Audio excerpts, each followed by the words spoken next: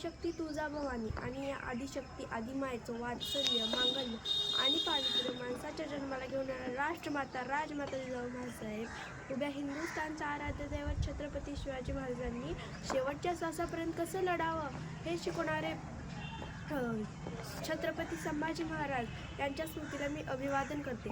आता स्वराज्य म्हणलं तर स्वराज्याचे 3 कोणे उभे राहतात. एक म्हणजे स्वराज्य संकल्पक शहाजी महाराज, दुसरा म्हणजे स्वराज्य संस्थापक शिवाजी महाराज आणि तिसरा म्हणजे स्वराज्य रक्षक संभाजी महाराज. या 3 कोणांमध्ये आपल्याला प्रश्न पडतो नेमकं जिजाऊ महासाहेबांचं स्थान कोणतं. पण जर बारकाईने पाहिलं तर या 3 कोणांना जोडणारी एक रेषा ती म्हणजे जिजाऊ महासाहेब. आता जेव्हा स्वराज्य संकल्पक शहाजी महाराजांसोबत जिजाऊ महासाहेबांचा विचार केला जातो तेव्हा त्याग आणि समर्पणाचं मूर्तिमंत प्रतीक म्हणून त्या उभ्या राहतात. आणि जेव्हा स्वराज्य संस्थापक शिवाजी महाराजांसोबत जिजाऊ महासाहेबांचा विचार केला जातो तेव्हा त्या अखंड प्रेरणा स्रोत म्हणून उभ्या राहतात. आणि जेव्हा स्वराज्य रक्षक संभाजी महाराजांसोबत जिजाऊ महासाहेबांचा विचार केला जातो तेव्हा आजीची वात्सल्य मूर्ती दुधापेक्षा साईच्या जास्त अप्रूप वाटणारी आजी, त्या वात्सल्याचा कमंड घेऊन, त्या वात्सल्याचा मंगल कलश घेऊन आदर्शाची वाट दाखवणारी आजी म्हणून जिजाऊ महासाहेब उभ्या राहतात. आता मराठा या शब्दावर जेव्हा छत्रपती शिवाजी महाराजांच्या चोरट्याची आणि जिजाऊ महासाहेबांच्या पदराच्या डोईवरची वेलांटी जेव्हा लागते मराठ्याचं मराठी कधी होतं हे समजत नाही आणि ते मराठी काळजात उतरल्याशिवाय राहत नाही.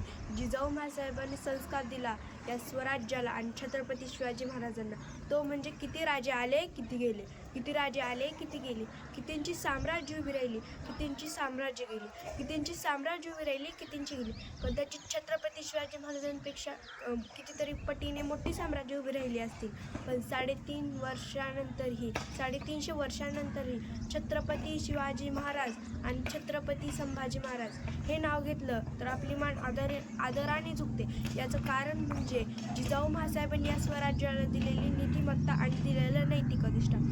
आता जिजाऊ महासाहेबांनी या स्वराज्याला जो संस्कार दिला आहे त्यामुळं परस्त्री ही मातृभूमी सुंदर वाटू लागली आणि प्रत्येक परस्त्रीला माता मानण्याची जागा मराठी माणसांत जागी झाली. शिवराय म्हणायच्या आधी जिजाऊ म्हणावं लागतं, कारण जर जिजाऊ असतील तर शिवराय घडतील. जागोली मराठी अस्मिता भगवा असं म्हणते पडत, जागोली मराठी अस्मिता भगवा असं म्हणते पडत. जिजाऊ तुमच्या प्रेरणेमुळे आज महाराष्ट्राचा सोनेरी इतिहास आहे. जिजाऊ तुमच्या प्रेरणेमुळे आज महाराष्ट्राचा सोनेरी इतिहास आहे. हे झालं. आता 21व्या शतकात आता आपण 21व्या शतकात जगत आहोत. विज्ञान आणि तंत्रज्ञानाने जग झपाट्याने बदलत आहे. पण माणसाचे मूल्य, संस्कार आणि जबाबदारी यांची गरज तितकीच वाढली आहे. यावेळी जिजाऊ महासाहेबांचे विचार अधिक महत्त्वाचे वाटतात. जिजाऊ महासाहेब केवळ शिवरायांच्या माता नव्हत्या तर त्या पूर्ण स्वराज्याच्या शिल्पकार होत्या. आज त्यांनी आपल्या मुलाला म्हणजे शिवाजी महाराजांना संस्कार दिला की अन्यायाविरुद्ध उभं राहा, अन्याय सहन करू नकोस, अन्यायाविरुद्ध उभं राहा. आज प्रत्येक स्त्रीवर होणारा अन्याय, भ्रष्टाचार, व्यसना न धीता हे पाहून जिजाऊ महासाहेबांची शिकवणीची आठवण येते. पण त्या म्हणाल्या असत्या, मुलांना मोबाईल देण्यापेक्षा त्यांना संस्कार द्या, मुलांना मोबाईल देण्यापेक्षा त्यांना संस्कार द्या.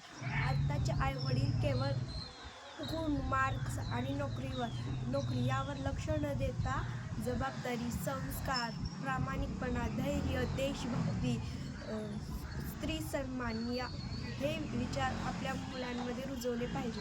हे जिजाऊ महासाहेबांचं खरे स्वप्न होतं. आजकालच्या स्त्रिया अबाल नाहीत तर त्या शिक्षिका आहेत, डॉक्टर आहेत, वैज्ञानिक डॉक्टर आहेत, सेवक आहेत, पण त्यांच्यावर अन्याय होतो.